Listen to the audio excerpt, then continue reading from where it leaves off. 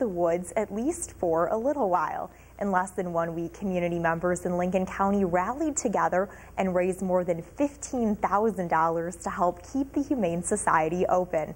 Fox 55's Cami Mountain has more on today's good news. There's nothing that dramatic. It's just thinking about your choices that you're making and how it affects the environment. Affecting the environment as little as possible is easier than you may think. It all starts at home. The best way to conserve is by watching your heating and cooling, which makes up more than 40% of a typical energy bill. A lot of what people need to do is just think about their lifestyles and where they keep their thermostats set. If you're running around in the house in a sweatshirt and sweatpants and it's warm outside and your air conditioner's going full blast, you might want to think about that. Lighting is the second largest part of a home's energy use, making up more than a third of your bill. One way to conserve is to install compact fluorescent lamps, or CFLs. Not only do they save energy, they also save you money. The big saver with the CFLs is the lasting of the bulbs. They last about 10 times longer than a normal bulb would. Looking at other things in your house, you can save energy and water by waiting to run the dishwasher and washer and dryer until you have a full load. You can also cut your water use by shortening your morning shower time by a few minutes and turning off the tap while you're brushing your teeth. By just doing those two things, you can save up to 5 gallons of water a day. Finally, does your family recycle? It's one of the easiest ways you can reduce your impact on the environment.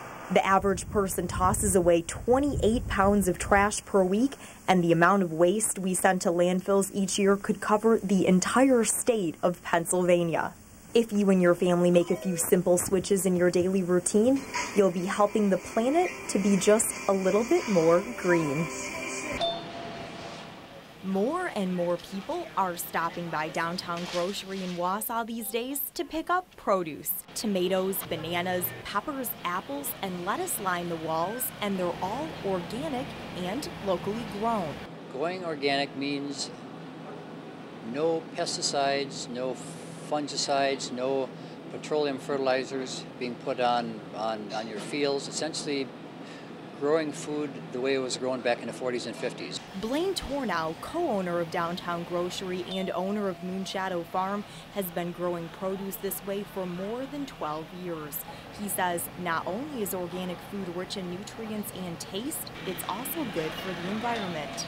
It's going to save our water aquifers. We're not going to have the runoff of all the pesticides running into well water, into streams, into everything else. I mean, it's just going to make the environment a lot safer. In addition to being 100% organic, these fruits and vegetables are locally grown, which also helps the environment. You walk into a grocery store, an average piece of fruit or vegetable is going to have about 1,500 miles under its belt to get from it was grown to where it's being purchased. On the other hand, locally grown food doesn't travel far before it reaches your table.